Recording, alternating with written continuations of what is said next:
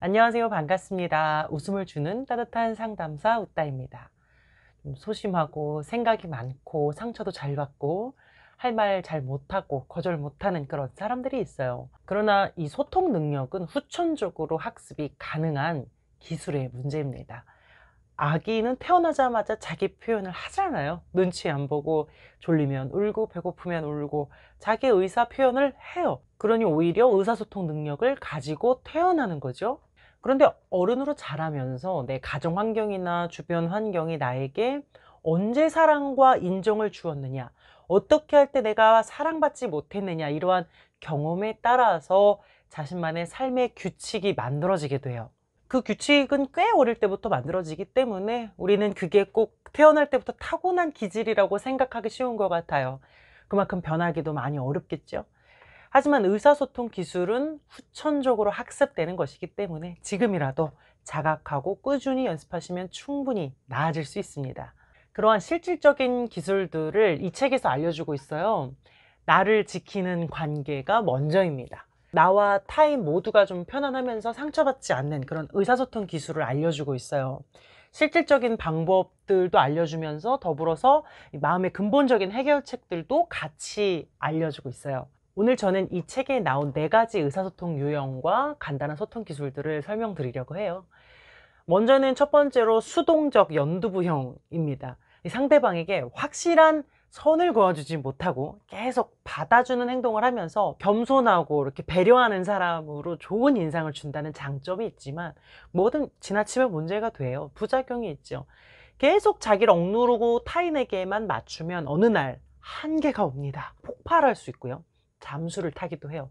또는 내가 다 참아주고 책임지면서 상대방을 오히려 의존적인 사람으로 만들어 버릴 수도 있고요. 이 사람들이 갖는 언어적인 특징이 있어요. 말끝을 좀 흐리고 질질 끌거나 웅얼거리기도 해요. 떨리고 불안정하고 좀 지나치게 작은 목소리, 또 말을 이렇게 빙빙 돌려 하고 장황한 말을 늘어놓고 요청이 뭔지 요구가 뭔지 명확하게 말하지 못할 수 있어요. 또 상대방이 좀 무례한 말을 해도 농담으로 그냥 웃어버리고 셀프 디스하고 자기 기분은 다 억압하고 자기 비하를 합니다. 머리나 옷이나 목 이런 거 이렇게 만지면서 말하고요. 입술이나 손톱 같은 거를 이제 소통할 때 뜯어요. 또 이와 반대로 공격적 불도저형이 있습니다. 꼭 내 주장을 하고 할 말 다 해야 되고 자신의 요구와 주장을 강하게 관철시키는 사람이에요. 저 사람 참 단호하고 휘둘리지 않는 자존감 높은 사람이구나 라고 오해를 하기도 하는데 사실 불도저형도 휘둘리고 있는 거예요. 저는 늘 이야기하곤 합니다. 겁이 많은 개가 크게 짖는다. 유난히 공격적으로 말하는 사람은요, 자기가 다칠까 봐 두려운 사람입니다. 공격은 다른 말로 적극적 방어, 최선의 방어거든요. 그러니까 삶을 위계 질서로만, 양육 강식으로만 보기 때문에 내가 밟히기 전에 먼저 밟아야 한다는 그런 인식을 가지고 있을 거예요. 이 사람들은 어떤 언어적 특징이 있냐면 일단 목소리가 크고 빠르게 말해요. 상대방의 말을 막거나 이렇게 끊기도 하고 지적하고 명령하는 말투로 말하기도 합니다. 또 자기가 무슨 평가자가 된 것처럼 상대의 옳고 그름에 대해서 이건 이런 거야 저런 거야 평가를 해요. 너 이거 좀 고쳐야 돼 라는 식으로. 또 지나치게 간섭하고 강요하는 말, 또 요구를 반복해서 말해요. 한번 얘기했으면 되는데 이거 해야 돼? 꼭 해? 반복적으로. 그리고 상대방이 원하지 않는데도 조언을 합니다. 또 자신의 의견을 마치 사실인 것처럼 주장을 하면서 어떤 이유나 증거가 없이 이거 원래 그런 거야. 원래 그래.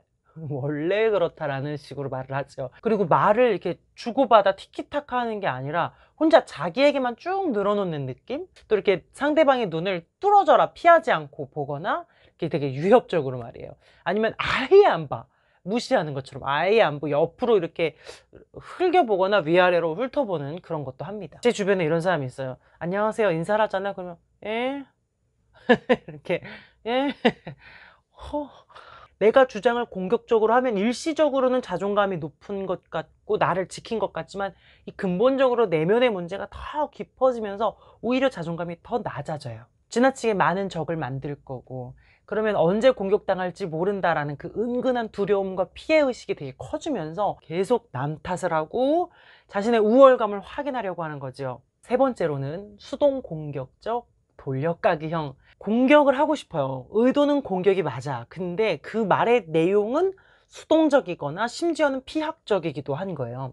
그래서 상대방에게 죄책감이나 책임감을 막 유발시키는 되게 우회적인 공격 방식입니다. 말만 보면 나를 깎아내리는 것 같지만 은근히 이 상대방을 나쁜 사람으로 몰아가고, 자기를 탓하는 것 같지만 은근히 상대방에게 책임을 돌려요. 어떤 언어적 특징이 있냐면, 좀 일부러 상대방의 말을 못 들은 척하거나 전혀 몰랐던 척하면서 상대방의 생각이나 감정, 요구 이런 것들을 묵살하고, 또는 이제 들었지만 영혼 없이 뭐 영혼 없는 반응을 하면서 상대방이 무력감을 느끼게 만들기도 합니다. 겉으로는 되게 칭찬하고 있는 것 같지만 실제로는 약점을 들추고 피난하기도 해요. 뭐 예를 들어 이런 거 있잖아.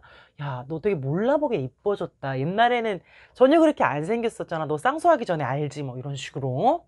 또 자신을 피해자나 희생양인 것처럼 그렇게 이야기를 잘해요. 또 상대방이 힘든 상황인 걸 알면서, 그러니까 위로하는 것 같이 하지만 은근히 그걸 통해 자기 자랑을 해.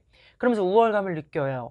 그러니까 상대방은 분명히 이게 좀 날 위해서 하는 위로 같은데, 고마워해야 되는 것 같은데 이상하게 기분이 더 나쁘니까 내가 피해의식이 있나? 약간 자기 성격 탓을 하게 되는 거예요. 이러한 이제 수동 공격적인 소통은 비난받지 않고 나쁜 사람 되지 않으면서 골탕 먹을 수 있다는 그런 장점이 있는 거예요. 그러나 이것도 이제 전혀 자존감에 도움이 되지 않고 진솔한 관계를 맺기도 어렵고 까다롭고 어렵고 불편한 사람으로 인식이 남게 됩니다. 마지막 네 번째로는 건강한 단호박형입니다.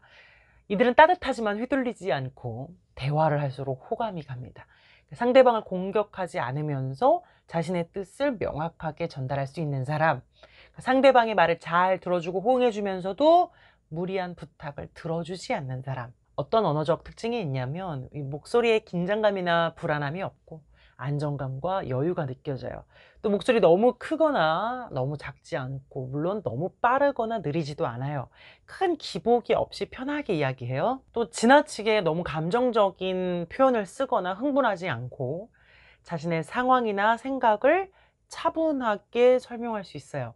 그러니까 말을 막 질질 끌거나 문장 끝을 흐리지 않고 명료하게 끝맺음을 잘한다. 이 따뜻한 단호박형은요, 감정을 쌓아두지 않고 그때그때 건강하게 해소하고 상대방과 갈등이 있을 때 원만하게 그 자리에서 갈등을 다룰 수 있어요. 그렇게 되기 위해서 가볍게 실천해 볼 수 있는 것들을 몇 가지 말씀드릴게요. 가장 기본적인 거는 나를 주어로 말하는 거예요. 나. 생각, 감정, 요구를 표현할 때 그 주체가 나라는 것을 명확해야 돼요. 이건 이기적인 게 아니에요. 자기중심적인 게 아니에요. 남을 탓하지 않고 책임을 전가하지 않는 주체가 내가 되는 거예요. 내가 원하는 거면서 우리 엄마가 원해서, 친구가 부탁해서, 이런 식으로 말하면 이건 책임 회피잖아요. 특히 상대가 나를 막 휘두르려고 할 때 나라는 중심을 계속 상기하고 그걸 잡고 소통하는 건 되게 중요해요. 그래서 주체가, 주어가 내가 돼야 되는 거예요.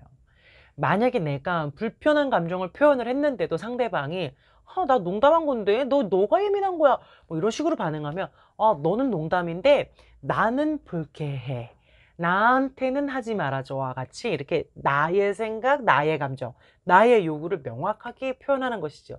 그리고 요구를 할 때는 구체적으로 가능한 언제까지 어떻게 해달라는 식으로 말을 해야 돼요. 다음에는 늦지 말아줘 이게 아니라, 다음에 늦을 것 같으면 미리 연락을 줘.